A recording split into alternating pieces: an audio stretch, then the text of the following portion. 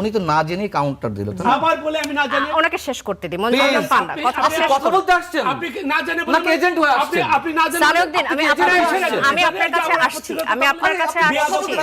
আমি আপনার কাছে আসছি। আমি আপনার কাছে আসছি।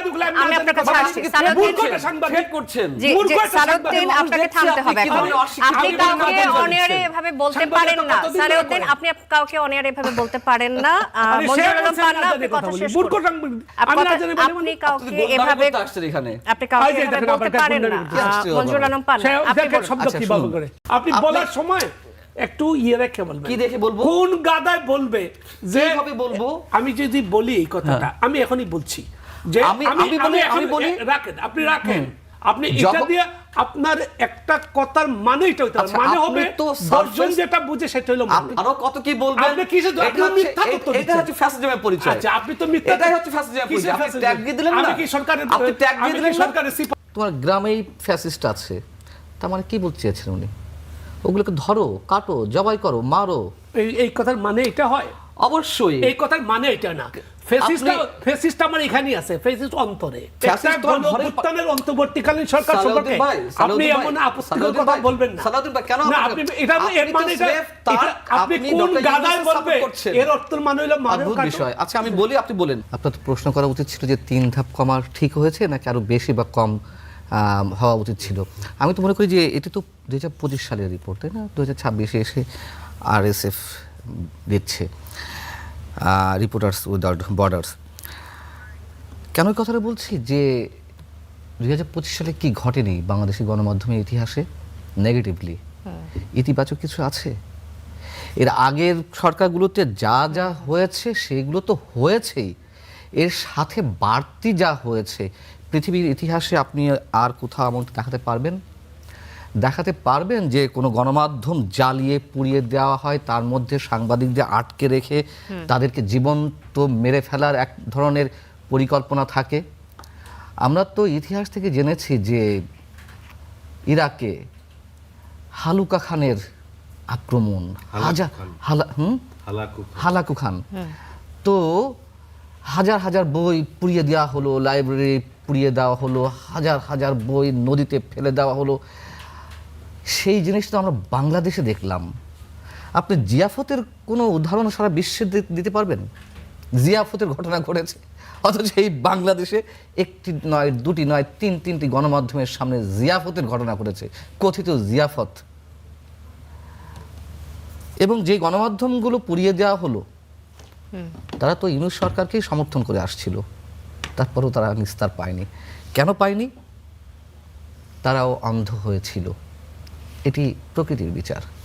আমার কথাগুলো শুনতে খারাপ লাগতে পারে। এবং মব এখন তো মানে যার বয়স হয়তো 1.5 বছর বা 2 বছর, তার কাছেও মব শব্দটা খুব পরিচিত। পৃথিবীর আর কোথাও সাংবাদিকরা ভাবে মবের শিকার হয়নি। হ্যাঁ, সাংবাদিকরা আক্রান্ত হয়েছেন, সাংবাদিকরা নিহত হয়েছেন, সাংবাদিকরা জেলে গেছেন, এইসব সবই ছিল। তার সাথে এর আগে আমি যা যোগ করলাম সেগুলো বাড়তি। অতএব যে 3 ধাপ কমেছে, 152 থেকে 149 নেমে এসেছে। আপনি মবের কথা বলছেন, যে সোশ্যাল মিডিয়ার যে অপব্যবহার, এই কারণে কি মব ভীতি বেড়েছে বলে আপনার মনে হয়? না, কেন সোশ্যাল মিডিয়ায় অপব্যবহার? এটা তো অন্য সাবজেক্ট, এটা নিয়ে তো আলোচনা হতেই পারে। কিন্তু সোশ্যাল মিডিয়াতে কেউ গুজব ছড়িয়েছেন, তিনি মবের শিকার হয়েছেন, বরঞ্চ আমি তো এমনটা দেখিনি। পেশাদার সাংবাদিকরাই মবের শিকার হয়েছেন। আমরা কেন মবের শিকার হলাম? আমাকে কেন কারাগারে নেওয়া হলো? আমি গুজব ছড়িয়েছি? ওটা তো একটা মুক্তিযোদ্ধাদের প্রোগ্রাম ছিল, সেখানে মব ক্রিয়েট করা হলো কেন? মুক্তিযোদ্ধাদের রক্তাক্ত কেন করা হলো? কেন মুক্তিযোদ্ধাদেরকে আটক করা হলো? কেন অধ্যাপক, সাবেক সচিব, সাবেক মন্ত্রী, তাদেরকে আটক করা হলো? মানে মুক্তিযুদ্ধে যারা সংগঠক তাদের মধ্যে অন্যতম। আমি লতিফুদ্দিন সাহেবের কথা বলছি, তিনি তো আওয়ামী লীগ থেকে বিতাড়িত ছিলেন, তিনি তো আওয়ামী লীগ করতেন না শেষ পর্যায়ে এসে। তো যে মবটা ক্রিয়েট করা হলো, তাদেরকে না ধরে আমি পুলিশকে ফোন দিয়েছিলাম। আচ্ছা, আত্মরক্ষার্থে 999-এ ফোন দিয়েছি 3 টাইমস। একসময় পুলিশ এলো, তাদের কিছু না বলে আমাদেরকে নিয়ে গেল নিরাপত্তার নামে, এবং নিয়ে গিয়ে 12 ঘন্টা বসিয়ে মামলা দেওয়া হলো সন্ত্রাস বিরোধী আইনে। এখন এগুলোকে আপনি কি বলবেন? অন্তর্বর্তী সরকারের সময়ে আপনি যেই অভিজ্ঞতার কথা বলছেন, আমরা সবাই এটা সম্পর্কে অবগত, আরও কয়েকজন সাংবাদিক গ্রেফতার হয়েছিলেন। তো আপনার কাছে মনে হয় যে অন্তর্বর্তী সরকারের সময় আসলে সবাই একটা নিরাপদ অবস্থানে থাকার কথা ছিল না, বিশেষ করে সাংবাদিকদের? অবশ্যই, শুধু সাংবাদিক কেন, পুরো যারা জাতি, গণমাধ্যমে সমাজ, কথা বলছেন হ্যাঁ, সবাই আসলে মন খুলে কথা বলতে পেরেছেন কিনা? কারণ বিভিন্ন সময় আমরা দেখি যে সরকারের চাপের কারণে সাংবাদিক কথা বলতে পারেন না, রিপোর্ট করতে পারেন না, এমন অভিযোগগুলো আসে। ওই সময়ে কি কারণে আপনাদের উপরে এই চাপটা আসলো? ইউনূস সাহেব বলেছেন না মন খুলে কথা বলুন। তার একজন প্রেস সেক্রেটারি ছিল, কি শফিক না কি নাম যেন, হ্যাঁ, তিনি বলেছেন না যে স্বাধীন বাংলাদেশের ইতিহাসে সর্বোৎকৃষ্ট ভালো সময় পার করছে গণমাধ্যম, সর্বোৎকৃষ্ট স্বাধীনতা ভোগ করছে গণমাধ্যম, বলেছে না? তার নমুনা এইগুলা। এবং গণমাধ্যমগুলো যেভাবে সেলফ সেন্সরশিপের মধ্যে চলে গিয়েছিল, আওয়ামী লীগের সময় সেলফ সেন্সরশিপের মধ্যে ছিল, কিছু হয়তো সত্য কথা বলা গেছে আওয়ামী লীগের সময়। এখন যেমন আপনি এই মুহূর্তে ওইভাবে আওয়ামীপন্থী কোনো সাংবাদিককে হয়তো ডাকছেন না, তারপরও আগের চেয়ে কিছুটা হলেও লিবারেল পরিবেশটা এসেছে। হ্যাঁ, তখন তো যারা আওয়ামী লীগ করেছে তাদেরকে ডাকাই হতো না। আপনি মনে করুন এর আগে, মানে এই গ্রেফতারের ঘটনাগুলো কি কিছুটা এরকম ছিল, আওয়ামী পন্থী হওয়ার কারণে তাদেরকে টার্গেট আমি করা বোধহয় হয়েছে? আপনাকে বোঝাতে পারছি না, অথবা আপনি বুঝতে পারছেন, যে কোনো একটা, হয়তো আমি বোঝাতে পারছি না। বিষয়টা হচ্ছে যে তখন গণমাধ্যমে ন্যূনতম স্বাধীনতা ছিল না, এবং গণমাধ্যম অটোমেটিক্যালি সেলফ সেন্সরশিপের মধ্যে চলে গিয়েছিল 100%। আওয়ামী লীগের সময় আপনি যদি বলেন, আমি বলবো 80% বা 70% সেলফ সেন্সরশিপের মধ্যে ছিল। আর ডক্টর ইউনূসের 18 মাস 100% সেলফ সেন্সরশিপের মধ্যে ছিল। সোশ্যাল মিডিয়ায় কিছু সমালোচনা হয়েছে, সোশ্যাল মিডিয়াতে আমিও কথা বলতাম, সেখান থেকে হয়তো টার্গেটেড হলাম। বিষয়টা হচ্ছে যে আপনি তো মুক্তিযুদ্ধ শব্দটা উচ্চারণ করতে পারতেন না, আপনি বঙ্গবন্ধু শব্দটা উচ্চারণ করতে পারতেন না। আজকে যে দল বিএনপি, তারা তো দাবি করে স্বাধীনতার ঘোষকের দল, হ্যাঁ, বিএনপি মুক্তিযুদ্ধ শব্দটা উচ্চারণ করতে পেরেছে কিনা বলুন তো, জিজ্ঞাসা করুন তো বিএনপি কোনো শীর্ষ নেতাকে ডেকে নিয়ে এসে। তারাও পারেনি, তারা কৌশল অবলম্বন করেছে। তারপর মুক্তিযুদ্ধ শব্দ উচ্চারণ করলেই মনে হচ্ছিল যে ফ্যাসিবাদের দোসর। কেন, আওয়ামী লীগ কি তার জমিদারি নিয়েছিল, মুক্তিযুদ্ধের তালুকদারি নিয়েছিল? কেন এইভাবে? বরঞ্চ আওয়ামী লীগের যে পৈতৃক সম্পত্তি মুক্তিযুদ্ধ, এটা ডক্টর ইউনূস প্রমাণ করে দিয়েছেন। মুক্তিযুদ্ধ শব্দ উচ্চারণ করা যাবে না, স্বাধীনতা নিয়ে উচ্চারণ করা যাবে না, আমাদের গণমাধ্যমের সত্য কথা উচ্চারণ করা যাবে না, কিছুই করা যাবে না। তারা অ্যাকচুয়ালি একটা ভয়ের পরিবেশ তৈরি করতে চেয়েছিল। এবং এর পেছনের কারণগুলো তো জানেন, যে ডিপ স্টেটে খেলা ছিল পিছনে। শেখ হাসিনা সরকারের মানে পরিবর্তনটা অবশ্যই প্রয়োজন ছিল, কিন্তু যে অবস্থায় যেভাবে হয়েছে পিছনে নীল নকশা করে টরে, এগুলো নিশ্চয়ই প্রয়োজন ছিল না। যাই হোক, আমরা গণমাধ্যম নিয়ে কথা বলছি।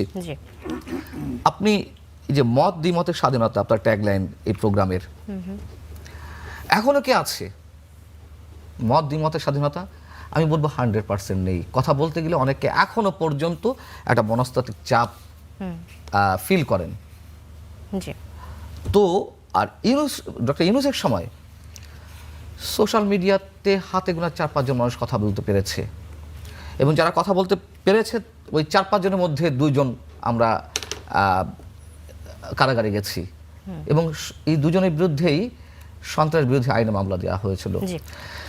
অতএব ভয়ের একটা পরিবেশ তৈরি করা দরকার ছিল, যাতে মানুষ শব্দ উচ্চারণ করতে না পারে। ওই প্রসঙ্গে আমরা আসছি কিছুক্ষণের মধ্যে। মঞ্জুরুল আলম পান্না, আবারও আসবো আপনার কাছে। ইলিয়াস খান, আপনার কাছে আসতে চাই যে বাংলাদেশের এই যে গণমাধ্যমের অবনতি, এটির কারণ কি বলে আপনার কাছে মনে হয়? কারণ আমরা অনেকগুলো বছর পার করেছি, গণমাধ্যমের স্বাধীনতা নিয়ে অনেক কথা হয়েছে, মাঝখানে ফ্যাসিজমের যে অভিযোগগুলো আসলো আওয়ামী লীগ সরকারের উপর এবং সেটি প্রমাণিত, তার পরবর্তীতে ইন্টারিম গভর্নমেন্ট আসলো, তারাও কি আসলে এই স্বাধীনতা নিশ্চিত করতে পেরেছে কিনা? আপনাকে ধন্যবাদ। তারা স্বাধীনতা নিশ্চিত করতে পারে, উনি অনেক কথা বলেছে। আমরা ইন্টারিম সরকারের আমলে অনেক কিছু দেখেছি। এমনি ধরুন সরাসরি দেখা যায়নি যে তারা কোনো রিপোর্টের ব্যাপারে ফোন করছে বা এগুলো দেখা যায়নি, বাট এক ধরনের সেন্সরশিপ ছিল, অস্বীকার করার জো নেই। এবং আপনি দেখেছেন যে এটা বাংলাদেশের ইতিহাসের প্রথম পত্রিকা অফিসে ঘোষণা দিয়ে হামলা করা হয়েছে। পত্রিকা অফিসে আমরা গরু জবাই করে খাচ্ছি, এটা কী সংস্কৃতি? এইসব তরুণরা কারা? এবং খুব দুর্ভাগ্যজনক, প্রথম আলোতে আগুন দেওয়ার পরে, জ্বালিয়ে দেওয়ার পরে ঘোষণা দিয়ে যে আমরা এখন ডেইলি স্টারে যাচ্ছি, এবং আজকে এই স্টুডিওতে বলতে আমার খুব খারাপ লাগছে যে আমার অনেক সহকর্মী, আমাদের 3 জনের সহকর্মী, তারা ছাদের উপর ছিল, নিচে আগুন দেওয়া হয়েছে, এবং সেখানে যতজন মব সৃষ্টিকারী ছিল তার চেয়ে আইন শৃঙ্খলা রক্ষাকারী বাহিনীর লোকজন বেশি ছিল, তারা কিন্তু কোনো অ্যাকশনে যায়নি। ইভেন এই যে পত্রিকা অফিসে হামলা করা হয়েছে, শুনেছি মামলা হয়েছে, বিচ্ছিন্নভাবে 2 জন ধরেছে, বড় কোনো শাস্তি কিন্তু হয়নি। এই দৃশ্য কিন্তু আমরা দীর্ঘদিন বাংলাদেশে কোনোদিন দেখিনি। আমরা সংবাদপত্র অফিসে ধরুন, গণমাধ্যমে বিভিন্ন অত্যাচার নির্যাতন হয়েছে। এই যেমন আমি যে পত্রিকাটি জব করতাম আগে, দৈনিক আমার দেশ, সেই পত্রিকাটি আওয়ামী লীগ সরকার বন্ধ করে দিয়েছিল, আরও অনেকগুলো গণমাধ্যম বন্ধ করে দিয়েছিল, কিন্তু আগুন লাগানোর ঘটনা কিন্তু আমার দেশে হামলা হয় নাই, হামলা হয়েছে, আগুনও দিয়েছে, করেছে, বন্ধ করে দিয়েছে, না আগুন ওই রকম ডাইরেক্ট দেয় না, ওই ছাপাখানায় আগুন দিয়েছিল, ছাপাখানায় আগুন দিয়েছিল। আমি তখন চায়নায় ছিলাম, কিন্তু আমি যখন এই পত্রিকাটি বন্ধ করে দেওয়া হয়েছিল, কারণ হচ্ছে সত্য কথা তারা বলেছে। আওয়ামী যে দুঃশাসন ছিল, সেই দুঃশাসনের বিরুদ্ধে কথা বলছে, এবং শুধু আমার দেশ না, কিন্তু ধরুন আরো অনেকগুলো গণমাধ্যম চ্যানেল। আপনার সম্পাদক রক্তাক্ত জখম হয় নাই? আমার সম্পাদক, তিনি দীর্ঘদিন বাংলাদেশের ইতিহাসে বোধহয় কি বলে যে, আমি জানি না অন্য কেউ এতদিন জেল খেটেছেন, তিনি কিন্তু দীর্ঘদিন জেল খেটেছেন, দীর্ঘদিন, এবং অনেকটা বিনা বিচারে তার উপর হামলা করা হয়েছে। তারপরে ধরুন দৈনিক সংগ্রামের যিনি সম্পাদক, একজন বৃদ্ধ সম্পাদক, অনেক বয়স তার, জনাব আবুল আসাদ, তাকে অফিস থেকে টেনে হিসেবে বের করা হয়েছে, দীর্ঘদিন তিনিও জেলে ছিলেন। আপনি কথাটা একটু ক্লিয়ার করে বলেন, মানে কবে? অন্তর্বর্তীকালীন সরকারের আমলে? না, আমি তো বললাম যে আওয়ামী সরকারের আমলের কথা বলছেন তিনি, তার পরবর্তীতে এলো অন্তর্বর্তী সরকার এবং এখন নির্বাচিত সরকার। এই 3 সরকারের নির্বাচিত সরকারের বলেন যে আমরা আসলে গণমাধ্যম মুক্ত কতটুকু, কি বলা যায়, তারা তো কেবল ক্ষমতায় আসলে মাত্র 2 মাস হয়েছে, বাট ইন্ডিকেশন পজিটিভ। গণমাধ্যমের উপর বারবার মাননীয় প্রধানমন্ত্রী তিনিও বলেছেন, তথ্যমন্ত্রী তিনিও বলছেন যে গণমাধ্যমের উপর কিন্তু কোনো ধরনের, এবং আমরা যতটুকু জানি এখন পর্যন্ত কোনো ব্যবস্থা নেই। ইভেন যে প্রধানমন্ত্রী নিয়ে কার্টুনও হচ্ছে, এবং তিনি সেটা অ্যাপ্রিসিয়েট করছে, এটি কিন্তু খুব পজিটিভ দিক। বাট আগে কিন্তু কেউ কোনো কথা বলবে সরকার প্রধানের বিরুদ্ধে, শেখ হাসিনার বিরুদ্ধে, সেটি কিন্তু চিন্তাও করা যেত না। আমরা আশা করতে চাই, এবার তো 3 ধাপ পেছনে গিয়েছে, উনি বলেছেন এটা কিন্তু আগের সরকারের আগের বছরের রিপোর্ট, এটি কিন্তু এই বছরের রিপোর্ট নেই। আমরা ভালো কিছু আশা করছি, এবং আপনি তো জানেন যে এখন যে সরকারটি রয়েছে, গণমাধ্যম তো একসময় বন্ধ করে দেওয়া হয়েছিল আওয়ামী লীগের আমলে। আপনি জানেন যে 1975 সালে 4টি পত্রিকা থেকে সব বন্ধ করে দেওয়া হয়েছিল, সেটি কিন্তু এসে আবার চালু করছেন শহীদ রাষ্ট্রপতি জিয়াউর রহমান, তার সন্তানই এখন প্রধানমন্ত্রী। আমরা আশা করতে চাই তিনি কি বলে যে গণমাধ্যমের স্বাধীনতা তিনি বিশ্বাস করেন, আশা করতে চাই কি তিনি বিশ্বাস করেন। বিভিন্ন সময় আমরা দেখেছি, এবং আপনি জানেন নিশ্চয়ই, স্টুডিওতে আজকে আমি জানাতে চাই যে দীর্ঘদিন গণমাধ্যমের কেমন স্বাধীনতা ছিল তার কথা কিন্তু বাংলাদেশে, তিনি যা বলতেন সেটি বাংলাদেশে কোনো মিডিয়ায় প্রচার করার কিন্তু সুযোগ ছিল না, সেটি বন্ধ করে রাখা হয়েছিল। এটা হচ্ছে বড় মানবাধিকার লঙ্ঘন, কিন্তু আর কিছু নেই। জি, ইলিয়াস খান, আবার আসবো আপনার কাছে। সালেউদ্দিন, আপনার কাছে আসতে চাই। গণমাধ্যমের বিশ্বাসযোগ্যতা তলানিতে এসে ঠেকেছে এমন মন্তব্য করেছেন দ্য ডেইলি স্টারের কনসাল্টিং এডিটর কামাল আহমেদ। তার মতে এর জন্য অন্যতম ভাবে দায়ী হচ্ছে গণমাধ্যমের যে মালিক পক্ষ রয়েছে তাদের হস্তক্ষেপ। তাদের কারণে সরকারের দিক থেকে এখনো পর্যন্ত আসলে অনেকেই, মানে তিনি বলছেন যে চাপ অনুভব করছেন না, কিন্তু মালিকদের দিক থেকে সেটা আমরা দেখি। আপনি এই কথার সাথে একমত কিনা? আসলে মালিকদের দিক থেকে কোনো ধরনের চাপ থাকে নাকি? আগে আমরা দেখতাম যে মুক্ত গণমাধ্যমের জন্য আমরা সরকারের নিয়ন্ত্রণকে বড় বাধা হিসেবে দেখতাম, যে সরকার হস্তক্ষেপ করছে, আসলে কি তাই কিনা? আমি আপনার এই বিষয়টা আমি সার্বিকভাবে আলাপ করব। শুধু মালিকদের বিষয় না, আমাদের সংবাদপত্রের সংকটের কথা, গণমাধ্যমের সংকটের কথা আমি সার্বিকভাবে আলাপ করব। এর আগে শুরুতেই আমি একটু, যেহেতু এখানে সবাই দেখছেন, একটু বুঝতে অনেকের ভুল বোঝাবুঝি হতে পারে। আমরা 2023 সাল, এই যে স্বাধীনতার সূচক প্রকাশিত হয়েছে, ওটাকে একটা আমল ধরব। কারণ 2023 সালেরটা 24 সালে আসছে, 24 সালেরটা 25 সালে আসছে, 25 সালেরটা 26 সালে। 23 সালে আমাদের সূচক ছিল 163তম, মনে রাখবেন। তা আমরা কোন জায়গাতে কতটুকু পিছাইছি না আগাইছি এটা নিয়ে একটা আলোচনা লাগতে পারে। আচ্ছা, অন্তর্বর্তীকালীন সরকারের আমলে আমরা 149-এ গেলাম, তারপরে আমরা 152-তে এখন আসছি। এটা আমি তার অনেক পান্নার অধিকাংশ কথার সঙ্গে একমত, কিছু কিছুর সঙ্গে তীব্রভাবে দ্বিমত করি। আর একটা এখানে তাকে এখানে যেহেতু পেয়েছি, এটা আবার একই সঙ্গে সংগতি প্রকাশ করে বলি, তার প্রতি অন্যায় হয়েছিল, মহা অন্যায় হয়েছিল। সে কিন্তু ফ্যাসিবাদের এরকম কোনো দূষর ছিল না। একটা মত প্রকাশ করতে গিয়ে সে জেলে গেছে, এরকম আরো অনেকেই গেছে। কিছু ছিল সময়ের দোষ, একটা মবের সংস্কৃতি ছিল, এটা সঠিক। আর সময়ের দোষ ছিল একটা গণ অভ্যুত্থানের পর। আপনি যদি 71-এ যান, মুক্তিযুদ্ধের পরে রাজাকারের কোনো অধিকার ছিল না, কেউ খুঁজে নাই অধিকারের প্রশ্ন। মুক্তিযুদ্ধ রাজাকারের বাড়ি ঘরে জ্বালিয়ে দেওয়া হয়েছে মানুষের আক্রোশ থেকে। এটা 4 বছর 5 বছর পর 10 বছর পরে কেউ জ্বালায় নাই। তাৎক্ষণিক আক্রোশ থেকে অনেক কিছুই ঘটেছে। এটা এখন কিভাবে বিশ্লেষণ করবেন সেটা অন্য বিষয়। তো একটা মবের সংস্কৃতি গড়ে উঠছে।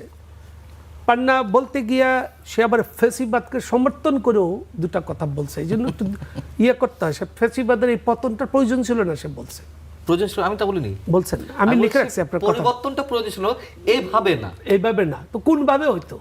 ফ্যাসিবাদের সেটা অন্য কথা। আমি এটা তার মত, তার মতের অধিকার তো তার থাকবে, আমারও মতের অধিকার আছে। ফ্যাসিবাদের পতন এইভাবে হয়, বাংলাদেশে না, সারা পৃথিবী জুড়ে। ফ্যাসিবাদের যেভাবে পতন হয়েছে, হওয়ার দরকার ছিল সেইভাবেই হয়েছে। আচ্ছা, আর আরো কিছু বিভ্রান্তি আছে আমাদের। আসলে আমরা কোনো আমলেই শান্তিতে স্বস্তিতে ছিলাম না, সংবাদপত্র কখনোই স্বাধীন ছিল না। এখন যদি আমি আওয়ামী লীগের আমলে তুলনা করে বলি যে 80% ছিল না, 20% হয়তো ছিল, ওগুলা কেউ পরিমাপ করে নাই। তার দৃষ্টিভঙ্গি একরকম, আমার দৃষ্টিভঙ্গি একরকম। আচ্ছা, আওয়ামী লীগ তো ফ্যাসিজমের উদাহরণ। তো আমরা ওই সময়ের সাংবাদিকতা, আমি আসছি ওই সময়ের সাংবাদিকতা বলে উদাহরণ দিচ্ছি। আমি একটা প্রশ্ন করে ফেলি আপনাকে, কথার শেষের কথায় যাব। জি বলুন। আমি এগুলো একটু বলে নিই, যেটা আমাদের ইলিয়াস বলেছেন। এখানে অতীত সংবাদপত্র অফিসে হামলা হয়েছে স্বাধীনতার পর থেকেই। এইবারের যে ঘটনা হয়েছে এটা ছিল ভয়াবহ, যে সংবাদপত্র জ্বালিয়ে দেওয়ার ঘটনা, এটা ভয়াবহ।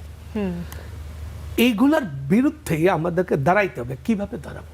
এখন এই যে সংবাদপত্র জ্বালিয়ে দেওয়া হলো, এটি তো আসলে ফ্যাসিজম যখন ছিল তখনকার সময়ের কথা না, এটা ইন্টারিম গভর্নমেন্টের কথা। এই সময় এই ধরনের ঘটনা, এই যে আপনি আবার শুনতে ভুল করেন, আমি বলছি এগুলো আগুন জ্বালিয়ে দেওয়ার ঘটনা অতীতেও হয়েছে। হ্যাঁ, অতীতে হয়েছে। আমি আপনার কথার সাথে একমত। এবং তারপরে যখন ইন্টারিম গভর্নমেন্ট আসলো, তখন তো নিশ্চিত করার কথা ছিল সাংবাদিকতার স্বাধীনতা। প্রশ্ন হলো অতীতে কিন্তু সরকারের সমর্থন হয়েছে, মদদে হয়েছে, উস্কানিতে হয়েছে, সহযোগিতা। আর এটা কাদের সমর্থন? আর এইবার হচ্ছে নিষ্ক্রিয়তায় হয়েছে। আচ্ছা, কেন নিষ্ক্রিয়তার প্রমাণ দিচ্ছি। যারা যারা হামলা করছিল তার অধিকাংশকে গ্রেপ্তার করে এখন বর্তমানে কারাগারে আছে। তখন তাদের বিবেচনা ভুল ছিল, তারা বিবেচনা ছিল এখন যদি আমরা এটা প্রতিহত করতে যাই তাহলে ক্ষয়ক্ষতির পরিমাণ আরো বাড়তে পারে, কিন্তু ওইভাবে যে আগুন লেগে যাবে ওটাকে বোঝা নাই। ওই আগুন লাগার পরে ওই সময় কিন্তু 2 জন উপদেষ্টা ওখানে ছিলেন, কিন্তু পুলিশ এবং সেনাবাহিনী কোনো ভূমিকা নেই, দাঁড়িয়ে দেখেছে। আর অতীতে রাষ্ট্রীয় মদদে কর্তৃত্ব হয়েছে। আমি আর এর দিকে লম্বা যাই না, কিন্তু আপনি যে প্রশ্ন দিয়ে শুরু করলেন সেইটা হলো কি, মির্জা গালিবের একটা কথা আছে যে আমার আয়নায় ময়লা, আমার মুখই ময়লা, আয়না মুছে কি হবে? তা আমরা এই গণমাধ্যমকে সমাজের দর্পণ বলি। এই দর্পণে তো দাগে ভর্তি। কি কি দাগ? আমি সেটাই বলি। একটা হলো সামাজিক দাগ, সামাজিক যে সংস্কৃতি আমাদের, এই যে মবের সংস্কৃতি, জি, রাজনৈতিক সংস্কৃতি আমাদের খারাপ, তারপরে অর্থনৈতিক সংস্কৃতি আমাদের খারাপ, আমলাতন্ত্র, লুটেরাতন্ত্র, এগুলা সমস্ত কিছুর কুফল আমাদের গণমাধ্যম।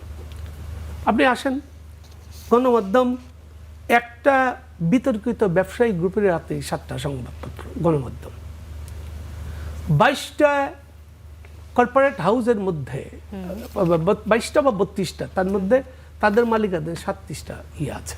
আচ্ছা, ফলে সংবাদপত্র আগে প্রথমে মালিকের দর্শনে চলে, কিছু কিছু সংবাদপত্র রাজনৈতিক দর্শনও চলে। ওইসব সংবাদপত্র কেউ পড়ে না, যেমন দৈনিক দিনকাল কেউ পড়ে না, দৈনিক সংগ্রাম কেউ পড়ে না, ওগুলো হচ্ছে রাজনৈতিক পত্রিকা। তো আচ্ছা, এখন যে প্রসঙ্গটা আসছে যে সরকারের দিক থেকে আসলে এখন পর্যন্ত মানে আমরা এখন দেখি না যে গণমাধ্যমের উপর সরকারের দিক থেকে কোনো চাপ আসছে, কিন্তু মালিকদের দিক থেকে একটা চাপের কথা আপনি যে বললেন কিছুক্ষণ আগে, যে তাদের কন্ট্রোলে যখন থাকে তারাও একটা চাপ সৃষ্টি করে। এই চাপটাকে আপনি কি ব্যাখ্যা করবেন? আপনাকে মুক্ত স্বাধীন সংবাদপত্র তো একটা চাপের উপরে আছে না, অনেকগুলো চাপ। সরকার তো একটা চাপ, সরকার চাপ না, সরকার নিয়ন্ত্রণও করে। সরকার কিভাবে নিয়ন্ত্রণ করে? কিছুই করলো না, সরকার খুব ভালো।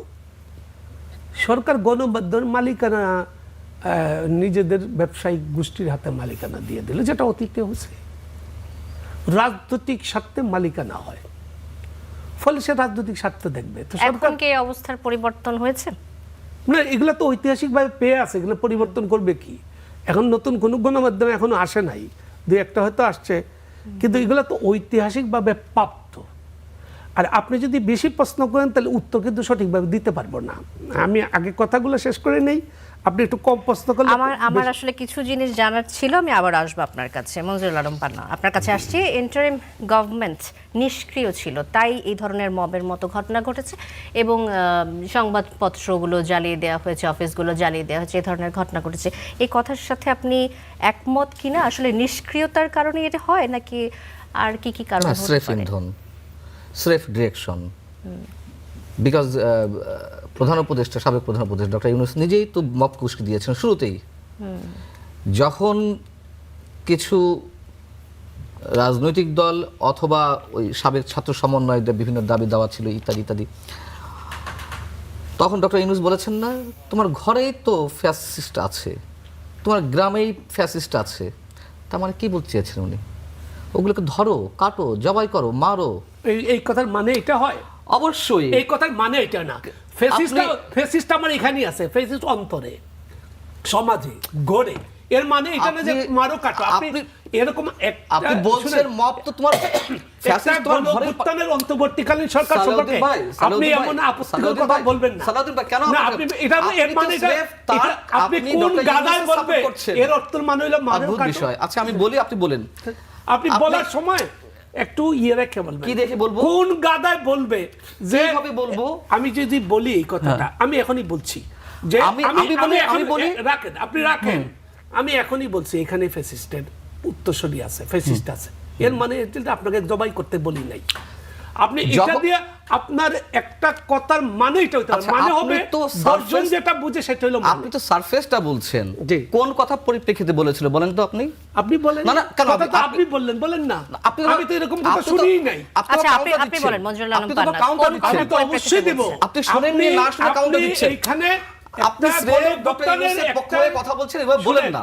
আপনি বিষয়টা হচ্ছে, বিষয়টা হচ্ছে আপনি এইখানে আইসা আপনি ফ্যাসিবাদের পক্ষে বলছেন। এই তো যখন যুক্তিতে পারা হয় না, যখন যুক্তিতে পারা হয় না, তখন এই ফ্যাসিস্ট বলবেন, আরো কত কি বলবেন। এটা হচ্ছে ফ্যাসিজমের পরিচয়। আচ্ছা, আপনি তো মিথ্যা, এটাই হচ্ছে ফ্যাসিজমের পরিচয়। আপনি ট্যাগ দিয়ে দিলেন না, আমি কি সরকারের, আপনি ট্যাগ দিয়ে দিলেন না সরকারের সিপাহ।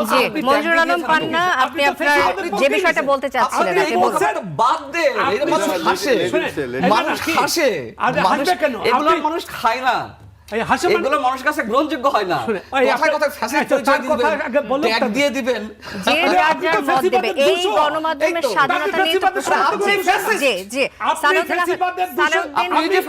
আমি ফ্যাসিস্ট না, কাউকে দূষণ বলা ফ্যাসিস্ট হয় না। ফ্যাসিস্টের অর্থ জানেন? এটাই তো আপনি বুঝাই দেন, আপনি ফ্যাসিবাদের পরিবেশটা সংজ্ঞা নষ্ট জানেন? করে দিলেন, আপনি এই পরিবেশটা নষ্ট করে দিচ্ছেন। আমরা সবাই সাংবাদিক। আপনি ফ্যাসিবাদের সংজ্ঞা জানেন কিনা? আপনি ওনাকে ফ্যাসিবাদের দোষর বলছেন? তো ফ্যাসিবাদের দোষত্ব থাকতে আচ্ছা। আছে, ফ্যাসিবাদের সমর্থনে ফ্যাসিবাদের দোষ। আচ্ছা, ফ্যাসিবাদকে যে মঞ্জুর আলম সমর্থন পান্না করে, যদি উনি ওনার আমি বলি, মতামত দেন, যে চুরকে আচ্ছা, সমর্থন বুঝতে করে, পারছেন তো? মঞ্জুর যে আলম ও পান্না সে যে যদি তার চুরকে- মতামত দেন, তাকে তার মতামতটা দিতে দেন। আচ্ছা, উনি ওনার কথাটা শেষ করুন। শুনেন, আমি ওটা মতামত দিলাম আপনাকে খুন করার, এটা মতামত না।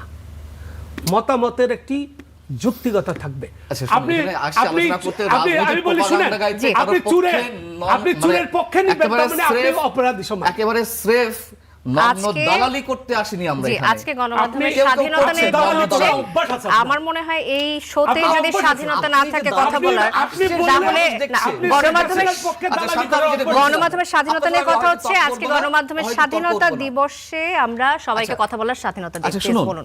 উনি তো না জেনেই কাউন্টার দিল তো। আবার বলে আমি না জানি। ওনাকে শেষ করতে দিই। মঞ্জুর আলম পান্না আপনি- কথা আপনি শেষ কথা করুন। বলতে আসছেন? আপনি কি না জানে নাকি এজেন্ট হয়ে আসছেন? আপনি না জানেন? সালেউদ্দিন, আমি আপনি আপনার এজেন্ট কাছে- হয়ে আমি আপনার কাছে আপনি আসছি, আপত্তি আমি আপনার কাছে আপনি আসছি। আপত্তি করছেন না। আমি আপনার কাছে আসছি। আবার বিয়াদুগুলো আমি না আমি আপনার জানি। কাছে বাবা, আসছি। আপনি সালেউদ্দিন- মূর্খ একটা সাংবাদিক। থ্রেট করছেন। জি, মূর্খ জি, একটা সালেউদ্দিন, সাংবাদিক। আপনাকে থামতে হবে এখন। কিভাবে অস্বীকার আপনি করবেন? কাউকে না বলছেন। অনিয়ারে এভাবে বলতে সাংবাদিকতা পারেন না। কতদিন ধরে সালেউদ্দিন, করে? আপনি কাউকে অনিয়ারে এভাবে বলতে পারেন না। আরে সে মঞ্জুর আলম বলছে পান্না, না আপনি জানি কথা বলি। শেষ মূর্খ করুন। সাংবাদিক। আমি না জানি বলে আপনি বলি। কাউকে গোলমাল এভাবে করতে আসছেন এখানে। আপনি কাউকে এই যে এভাবে দেখেন, বলতে আবার পারেন না। গুন্ডামি আসছে মঞ্জুর আলম পান্না, সে আপনি দেখেন বলুন। শব্দ আচ্ছা, কিভাবে শুনুন, করে। আমি বলছিলাম যে ডক্টর ইউনূস নিজে বলেছেন যে তোমার ঘরের মধ্যেই ইয়ে আছে, ফ্যাসিস্ট আছে। এই কথাগুলো কোন পর্যায়ে বলছিলেন? এবং উনি না জেনেই আমি কি বলতে যাচ্ছি আমার কাছে কথা টেনে যাক, এগুলো পার্সোনাল। জি, আপনি আপনার মত দিন, আপনি আচ্ছা, বিষয় হচ্ছে কি, বলতে থাকুন। যখন প্রশাসনের মধ্য থেকে ফ্যাসিস্ট বা ফ্যাসিস্টের দোসর আখ্যা দিয়ে তাদেরকে অব্যাহতি বা চাকরিচ্যুত দাবি জানাচ্ছিল, কাউকে কাউকে করা হচ্ছিল না, হয়তো কাউকে কাউকে করছিল, সেই মুহূর্তে ডক্টর ইউনূস কি বলছিলেন? ফ্যাসিস্ট তোমার ঘরের মধ্যেই আছে, তারপর তাদেরকে তুমি ধরো। আপনি কি বুঝতে পারছেন এটা ইনসিডেন্টটা? জি। তো আমি শুধু প্রশাসন থেকে ধরবো তাড়াবো তা না, তোমার গ্রামে আছে, তোমার ঘরের পাশে আছে। তার মানে উনি ইনডাইরেক্টলি বলে দিচ্ছেন। সো মবকে তো উৎসাহিত করেছেন, নিষ্ক্রিয়তা নয়, নিষ্ক্রিয়তা নয়। আর একটা কথা কি, আমরা কথায় কথায় ৭১ টানি, কথায় কথায় মুক্তিযুদ্ধ টানি, এগুলো একটা ম্যাটিকুলাস ডিজাইন। ওই একটা শব্দ দিয়ে গেছেন না ডক্টর ইউনূস, খুব ভালো শব্দ দিয়েছেন। শেখ হাসিনার সরকার স্বৈরাচার হতে পারে, কর্তৃত্ববাদী সরকার হতে পারে, ফ্যাসিস্টও হতে পারে। আপনি ফ্যাসিস্টকে সমর্থন করবেন নাকি যুদ্ধাপরাধীদের সমর্থন করবেন? আপনি কথায় কথায় ৭১কে নিয়ে আসবেন, আপনি কথায় কথায় এই সরকারের সঙ্গে, মানে এই আওয়ামী লীগ সরকারের সঙ্গে রাজাকারদের তুলনা দিবেন কেন? এটাই হচ্ছে ম্যাটিকুলাস ডিজাইন। আওয়ামী লীগের গুণগান গাইতে এখানে আসেনি। আওয়ামী লীগের অসংখ্য অপরাধ আছে, অসংখ্য অপকর্ম আছে, সেগুলো শুনতে চাচ্ছি, সবই শুনতে হ্যাঁ। চাচ্ছি। কোন সরকারের আমলে গণমাধ্যম থেকে ছিল সেই কথাগুলো শুনতে শুনুন। চাই। জি, আবারও আসবো আপনার কাছে। আমি ইলিয়াস খান আপনার কাছে একটু আসতে চাই। এক সময় সাংবাদিকরা রাজনীতিবিদদের সঠিক পথে রাখতে, চাপে রাখতো। আমরা দেখতাম সব সময় যে কঠিন কঠিন প্রশ্ন করতো। সেই প্রশ্ন আমরা এখন আর করতে পারি না, করতে গেলে কথা আটকে যায়। বা যদি আমরা বলি এখন অবস্থার পরিবর্তন কিছুটা হলে হচ্ছে, কিন্তু রাজনীতিবিদরা যখন দলবাজ না হয়ে সাংবাদিক হওয়ার আহ্বান জানায়, আমরা যেটা দেখলাম অর্থমন্ত্রী আমির খসরু মাহমুদ চৌধুরী তিনি বিএনপি বলেছেন, মহাসচিব বলেছেন, জি, গণমাধ্যম কর্মীদেরকে দলবাজি থেকে দূরে থাকার পরামর্শ দিয়েছেন, যে বিএনপির সাংবাদিক হন না, সাংবাদিক হন, এমনটা বলছেন। কিন্তু সাংবাদিকদের অবস্থান আসলে এই জায়গায় কেন গেল, এই পর্যন্ত কেন গেল যে না এটা তো অস্বীকার করার উপায় নেই। রাজনীতিবিদদের আসলে এই কথা বলতে যখন হচ্ছে। সোসাইটিতে পচন ধরে, সর্বত্রই ধরে, সাংবাদিক কিন্তু সোসাইটির বাইরে নাই। এবং আপনি যে বললেন যে সাংবাদিকরা নেতাদের তুষ্ট করে কথা বলে, এর বড় উৎকৃষ্ট নয়, নিকৃষ্ট উদাহরণ। এবং সারা পৃথিবীর মানুষের এটি হাসির খোরাক ছিল যে আগে যিনি প্রধানমন্ত্রী ছিলেন শেখ হাসিনা, তার সাংবাদিক সম্মেলনে যারা যেতেন, নিশ্চয়ই আপনিও দেখেছেন, আমরা স্টুডিওতে আসি এবং অনুষ্ঠান যারা দেখছেন সবাই দেখেছেন, সির্ফ কার্টুন ছবি ছিল। ঠিক সারা দেশের মানুষের, সারা দেশ না, বাঙালি যে যেখানে আছে সবাই, এটি আমরা যেরকম কৌতুক দেখি না, ভানুর কৌতুক আমরা শুনতাম, এরকম একটা মানুষের কাছে খুব আনন্দদায়ক একটি বিষয় ছিল যে কত টাইপের তেল সাংবাদিকরা দিতে পারে এবং আমাদের মর্যাদা অনেক ক্ষুণ্ণ করেছে। আর ঠিকই বলেছেন, সাংবাদিকদের তো নিশ্চয়ই দায় আছে, নাইলে উল্টো রাজনৈতিক নেতারা কেন বলবেন এবং একজন বলেননি, কিন্তু দুজন বলেছেন। বিএনপির মহাসচিব বলেছেন, মাননীয় অর্থমন্ত্রীও বলেছেন যে সাংবাদিকদের জি আমির হোসেন মাহমুদ চৌধুরী বলেছেন, এটাই বলছিলাম যে বিএনপি সাংবাদিক হন না, এটা আমাদের সাংবাদিক হন। দুর্ভাগ্যজনক। এটি আপনি নিশ্চয়ই জানেন যে সাংবাদিকদের সাথে আমার একটা বিলিভ আছে, কিন্তু একদম নেকেডলি পলিটিক্স করা, যদি পলিটিক্স করে তাহলে সাংবাদিকদের বাদ রেখে আমি মনে করি পলিটিক্স করা উচিত। পলিটিক্স যদি সাংবাদিকতা এবং পলিটিক্স একই সঙ্গে করে, যদিও অনেক উদাহরণ আছে কিন্তু, এবং শুধু বাংলাদেশে না পৃথিবীব্যাপী আছে, পলিটিক্স করেছে সাংবাদিকতা করেছে। এই যে ইত্তেফাকের যিনি সম্পাদক ছিলেন তোফাজ্জল মানিক মিয়া সাহেব, তারপর ইত্তেফাকের যিনি এখন সম্পাদক আনোয়ার হোসেন মঞ্জু, উনি তো এখন বোধহয় সম্পাদক ভাই উনি চালান আর কি। হ্যাঁ, এরকম অনেক উদাহরণ আছে। যেমন এবিএম মুসা, তিনি একসময় কিন্তু আওয়ামী লীগের টিকিটে এমপিও হয়েছিলেন। তারপরে আছেন ধরুন আরও এরকম অনেকে আছেন। এই কারণে আমার মনে হয় যে এই কথাগুলো তারা বলেছেন এবং তারা যথার্থই বলেছেন। আপনি যদি দলীয় সাংবাদিক হন, আপনার কিন্তু একটু আগে ভাই সালে ভাই দলীয় পত্রিকা নিয়ে বলেছে, ধরুন একটি দলের, ধরুন বিএনপির কথা বা দিনকালের কথা বলেছেন। বিএনপিতে দেশে 3 থেকে 4 কোটি মানুষ সাপোর্ট করে বা তার বেশিও হতে পারে, কিন্তু পত্রিকা কতটা চলে সেটি আমরা সবাই জানি। একইভাবে আগে ছিল বাংলার বাণী, সব দলীয় পত্রিকাগুলো কিন্তু একই অবস্থা। সুতরাং আমি মনে করি সাংবাদিকরা দিন শেষে তো সবাই ভোট দেয়, আমাদেরও ভোট দিতে হবে বা একটি আদর্শ আমি লালন করতে পারি, বাট একদম নেকেডলি দল করা বা দলে কি বলে যে দলের স্তুতি করা সবসময় এটি সাংবাদিকদের জন্য শোভন বলে আমি মনে করি না। এবং নিশ্চয়ই তাদের দৃষ্টিগোচর কিছু হয়েছে যে বিষয়ের কারণ তারা বলেছেন আপনার বিএনপির সাংবাদিক, আসল সাংবাদিকতা বলতে যা বুঝায় দলবাজি তেলবাজি না করে অনেক সময় সৎ সাংবাদিকতা করে গাড়ি বাড়ি করা যায় কিনা এমন প্রশ্ন চলে আসে, কিংবা সরকারি প্লট, বিদেশ ট্যুর এগুলো সম্ভব কিনা, এই ধরনের প্রশ্ন কিন্তু চলে আসে আমরা যদি নিজেদেরই সমালোচনা করি। সেটি সৎ সাংবাদিকতার ভালো পাওয়া যায়। এই যে আপনি প্লটের কথা বললেন, তো ম্যাক্সিমাম সাংবাদিক পেয়েছে, এবং সবাই যে দলবাজি করেছে তা কিন্তু না। এবং দুই দলেরই ধরুন বাংলাদেশে দুই পন্থী সাংবাদিক আছে, আমার বলতে বাধা নেই, বিএনপি পন্থী বা আওয়ামী লীগ পন্থী, সবাই ম্যাক্সিমাম লোক কিন্তু প্লট পেয়েছে। বাট বিদেশ ট্যুর যেটি বলেছেন এটি তো শুধু বাংলাদেশে না, সারা পৃথিবীব্যাপী আছে। ধরুন কী বলে মার্কিন যুক্তরাষ্ট্রের প্রেসিডেন্টের সঙ্গে যে সাংবাদিক যায়, তিনি তো নিশ্চয়ই তার সঙ্গে ঘনিষ্ঠ যারা বা তার দলের প্রতি যারা একটু বা তাদের পক্ষে। এবং আপনি দেখেছেন মার্কিন যুক্তরাষ্ট্রের প্রতিটি নির্বাচনের সময় পত্রিকা গণমাধ্যমগুলো কিন্তু ঘোষণা দিয়ে যে আমরা রিপাবলিকানদের সাপোর্ট করব বা আমরা ডেমোক্র্যাটকে সাপোর্ট করব, এটি কিন্তু আছে, সারা বিশ্বব্যাপী আছে। বাট বাংলাদেশের সাংবাদিকতার ক্ষেত্রে নানা প্রবলেম রয়েছে, নানাবিধ সংকট রয়েছে। সংবাদপত্রের মালিক কারা এটি আপনার দেখতে হবে। একটু আগে কথা এসে আমার 10টা বিজনেস আছে, আমি বিজনেস সেভ করার জন্য একটি পত্রিকা বের করলাম বা একটি টেলিভিশন স্টেশন বের করলাম, তো এই যে দেখুন যে ঋণ খেলাপিদের নাম ছাপা হচ্ছে, যে পত্রিকা মালিক ঋণ খেলাপি তার নামটি বাদ দিয়ে অন্য সবার নাম ছাপা হচ্ছে। এটি তো সাংবাদিকদের বিশ্বাসযোগ্যতা নষ্ট। এবং সাম্প্রতিককালে বাংলাদেশে এই প্রবণতাটা আরও বেড়েছে। অধিকাংশ গণমাধ্যমই কোনো না কোনো বড় গ্রুপের মালিকানায় আছে, যে কারণে মালিকদের পারপাস সাফ করতে অনেক সময়, যেমন আজকে বোধহয় বলেছেন দেশের সম্পাদক বলেছেন যে একটি ক্লিনিকের মালিক যদি একজন যে ব্যক্তি হয়, তিনি কিন্তু সার্জন না, তিনি ইচ্ছে করলে অপারেশন করতে পারবেন না, কিন্তু ঠিক একজন সংবাদপত্রের মালিক তিনি হয়তো তিনি সাংবাদিক না, তিনি কিন্তু মূল কাজটি করার মধ্যে সম্পাদক। কিন্তু আমাদের এখানে কিন্তু এই কালচারটি এখনো গড়ে ওঠে না যে আমার টাকা দিয়ে আমি গণমাধ্যম বের করেছি, আমার মতোই চলবে, এরকম এই ধারণা কিন্তু ঠিক না। আবার আসবে আপনার কাছে ইলিয়াস খান। সালেহউদ্দিন, আপনার কাছে আসতে চাই। 125 বার পিছিয়ে সাংবাদিক দম্পতি সাগর সরওয়ার ও মেহেরুন রুনির হত্যা মামলার তদন্ত শেষ করতে গঠিত উচ্চ ক্ষমতা সম্পন্ন টাস্কফোর্সকে আরও 6 মাস সময় দিয়েছেন হাইকোর্ট। 2012 সালে আমরা যদি রিকল করি, তারা মারা গিয়েছিল নিজ বাসায়। এই যে আওয়ামী আমলে প্রভাবশালীদের হস্তক্ষেপে এই মামলার তদন্ত প্রতিবেদন বারবার পিছিয়েছে, সেটা ধারণা করা হতো। কিন্তু আওয়ামী লীগ সরকার পতনের পর অন্তর্বর্তী সরকার এসেছে এবং তারাও তদন্ত প্রতিবেদন দিতে পারেনি, এবং বিএনপি সরকার পারবে কিনা তা আমরা এখনো বলতে পারছি না, সেটি বলার হয়তো এখনো সময় আসেনি। তো অন্তর্বর্তী সরকারের আমলে কাদের চাপ ছিল যে এই সাগর রুনির হত্যার মামলা কোনো অগ্রগতি হলো না? আচ্ছা শুনেন, এই মামলায় আমি অ্যামিকাস কিউরি হিসাবে উচ্চ আদালতে বক্তব্য রেখেছিলাম। আমি ওই মামলার বিষয়ে আমি কিছু লেখাপড়া তৎকালীন সময়ে করেছিলাম। এই মামলার আলামতগুলো তখনই ধ্বংস করে দেওয়া হয়েছে। আপনি বাইরে তখন পশ্চিমা দুনিয়ায়, মানে আমি ব্রিটেনের কথাই বলি, একটা খুনিকে নানানভাবে খুনিকে ধরার চেষ্টা করা হয়। যেখানে খুন হয় তদন্ত কর্মকর্তারা এসে খুঁজেন একটা চুল যদি পাওয়া যায়, যে খুন করে তার একটা না একটা চুল পড়ে, আচ্ছা, একটা চুল যদি পাওয়া যায় বা কোনো একটা আলামত যদি পাওয়া যায়, সেটার থেকে পরীক্ষাগারের মাধ্যমে বের করা হয় খুনিটাকে। এটা শুরুতেই এই মামলার আলামতগুলো ধ্বংস হয়ে গেছে। বিশেষ করে সবচেয়ে মজার ঘটনা হলো যে বটি সম্ভবত যার মধ্যে রক্তের দাগ ছিল, সেটা ব্যালিস্টিক রাসায়নিক পরীক্ষাতে যায় নাই।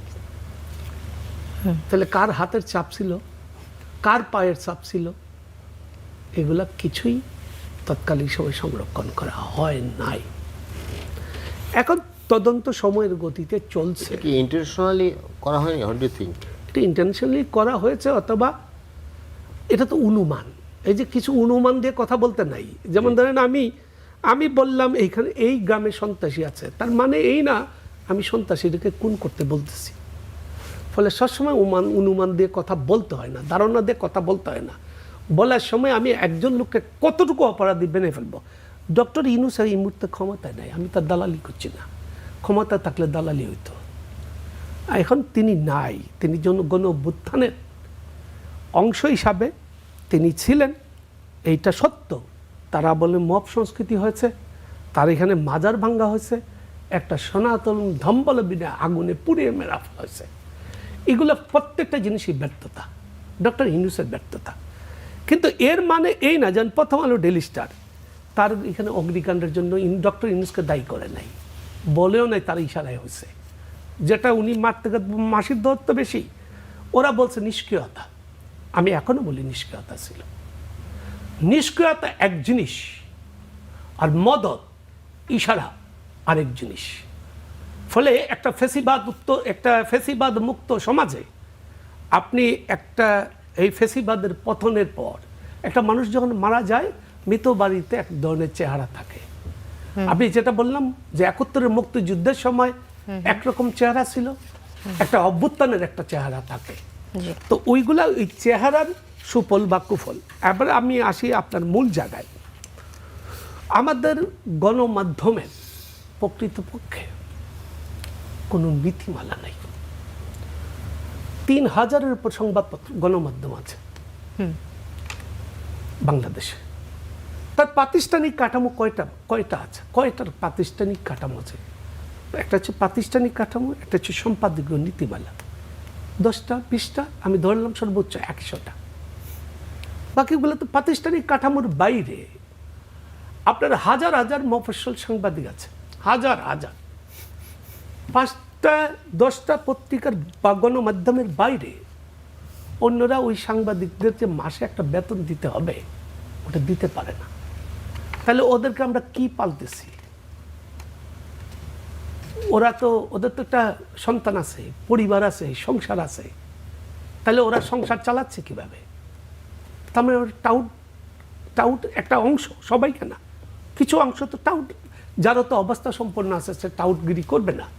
কিন্তু যার নাই, আর ওই পেশায় যে আছে ও তো অন্য কোনো, ওই যে একটা কথা ছিল না, যার নাই কোনো গতি সে হয় ওই উকিলাতি, একটা কথা ছিল না। আবার সংবাদপত্রের এই অবস্থা হয়েছে। আচ্ছা, 2, এই যে হাজার হাজার সাংবাদিকতা করছে, তার যোগ্যতা কি, তার নিয়ন্ত্রণ কি? ফলে অপতথ্য ছড়াচ্ছে। আচ্ছা, গণমাধ্যমের যে গতানুগতিক চেহারা বদলে গেছে। 90-এর দশকের আগে একরকম ছিল, 2000 দশকের একরকম, এখন এই মুহূর্তে একরকম। আমরা 90 দশকের সাংবাদিকতা শুরু করছি আজকে 33 বছর আগে, তখন ছিল প্রিন্ট ভার্সন। তারপরে এই গত এক যুগের বেশি সময় ধরে আসছে অনলাইন ভার্সন। 2000 দশকে আপনার আসছে টেলিভিশন মিডিয়া, আর এই গত এক যুগ ধরে আসছে অনলাইন ভার্সন।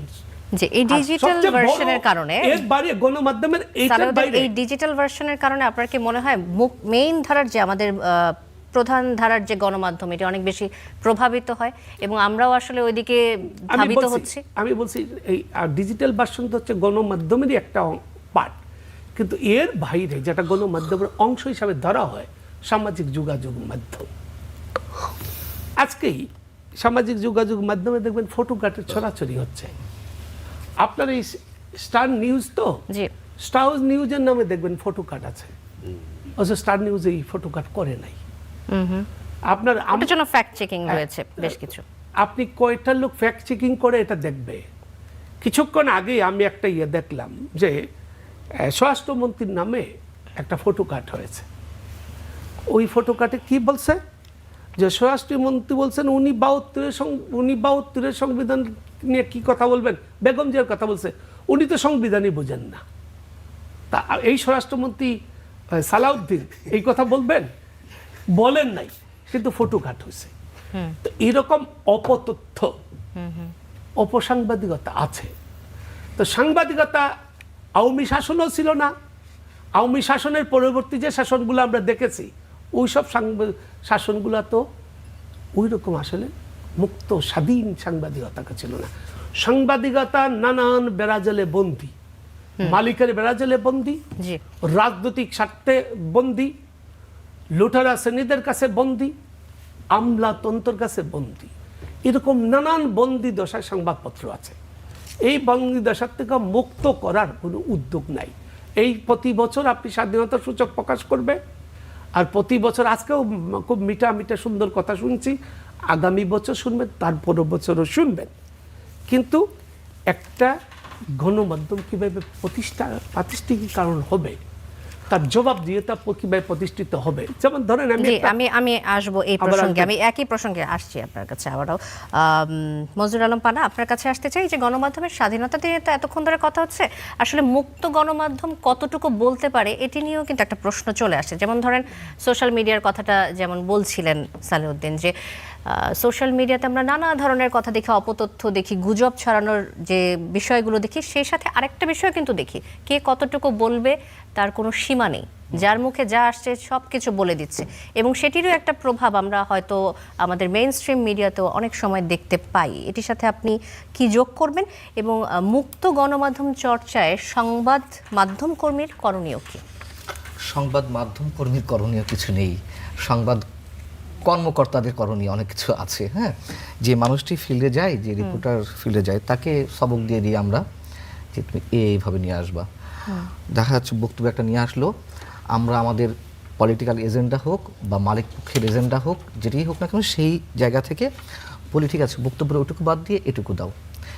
কর্মীদের আসলে কিছু করার নেই, মাঠ পর্যায়ের সাংবাদিকদের কিছু করার নেই। হ্যাঁ, মনে করুন যে আমি যখন ফিল্ড সাংবাদিকতা করেছি, তখন যে কোনো এক মালিক পক্ষ বলছে আমি একটা জায়গায় 1 মাস ধরে যাওয়া আসা করেছি একটা ইনভেস্টিগেটিভ রিপোর্টে, যাদের বিরুদ্ধে করেছি তারও আবার গণমাধ্যম ছিল আর কি। হ্যাঁ, তো আমি এসে বললাম, মানে খোদ মালিক আমাকে কাজটা দিয়েছে, অ্যাসাইনমেন্টটা, হ্যাঁ স্যার হয়ে গেছে, এবং আমি আমার জায়গা থেকে করেছি, সাংবাদিকতার দৃষ্টিকোণ থেকে, অনুসন্ধানী সাংবাদিকতা।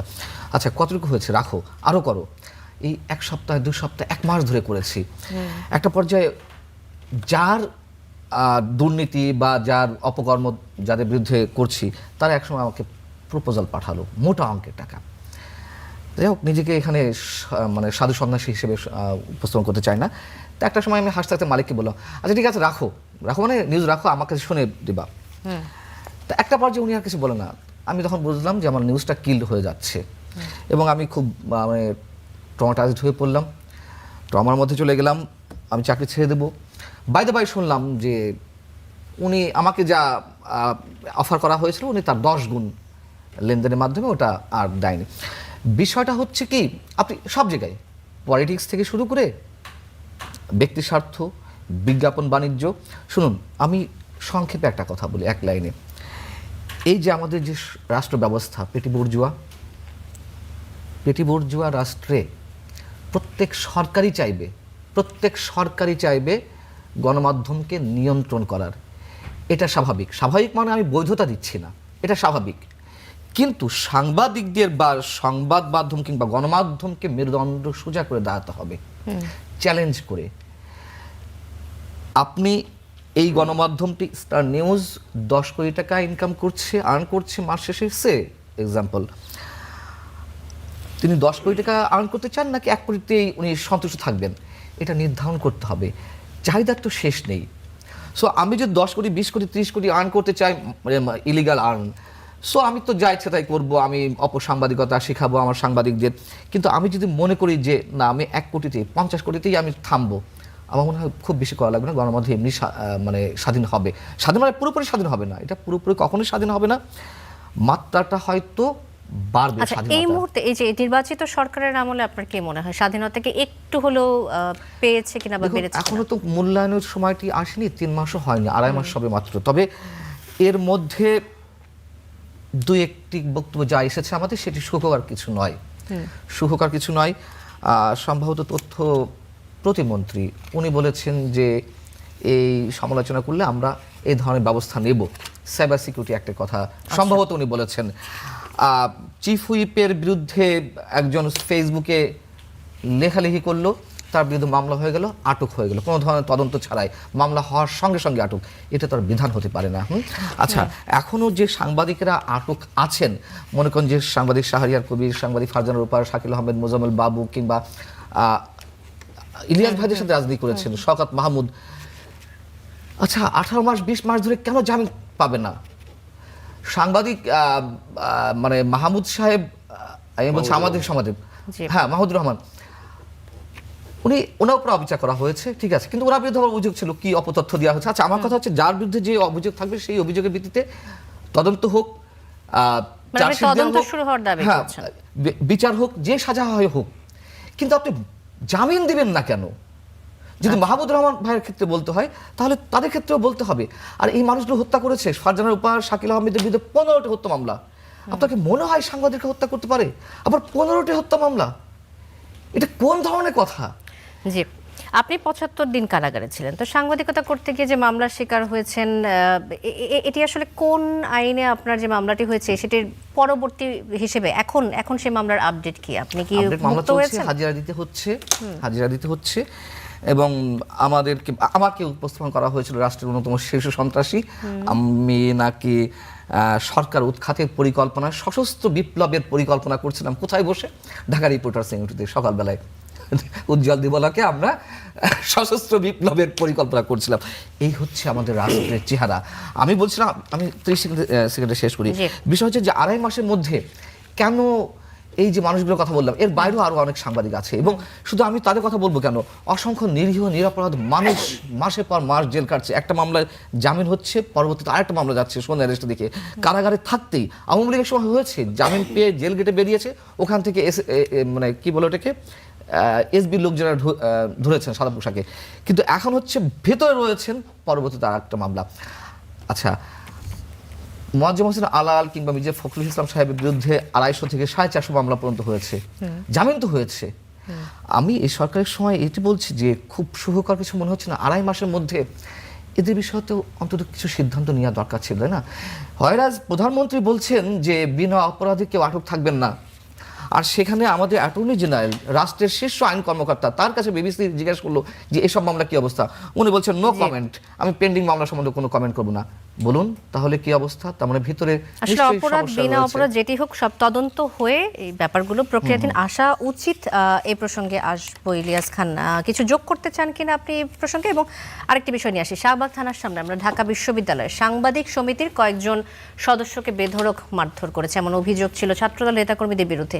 ওই ঘটনায় পুলিশ মামলা নিতে চায়নি, এ বিষয়ে সংসদেও কথা হয়েছে। এখন গণমাধ্যম কর্মীদের ওপর ক্ষমতাসীনরা চড়া হয় সকল আমলে আমরা দেখেছি, কিন্তু এর কারণ কি শুধুমাত্র সত্য প্রকাশ, নাকি সাংবাদিকদের দলবাজি বা হলুদ সাংবাদিকতা? 2 ধরনের বক্তব্য পাওয়া গেছে, এবং ছাত্রদল এবং শুধু ছাত্রদল না, গণমাধ্যমে অনেকে কমপ্লেন করেছে সাংবাদিকতার আড়ালে তারা একটি দলের সাপোর্ট করছে। এবং আমি একটি ভিডিও দেখেছি, হয়তো একজন সাংবাদিক একজনকে ধাক্কা দিয়েছে, ছাত্রদল এক ছেলেকে, সে আবার পাল্টা ধাক্কা দিয়েছে। এবং স্পেসিফিক অভিযোগ, আপনি যে সংগঠনের কথা বলেছেন, আমি এই সংগঠনের সাধারণ সম্পাদক ছিলাম, এবং আমি যাদের সঙ্গে সংঘর্ষ হয়েছে তাদের সাথেও কথা বলেছি।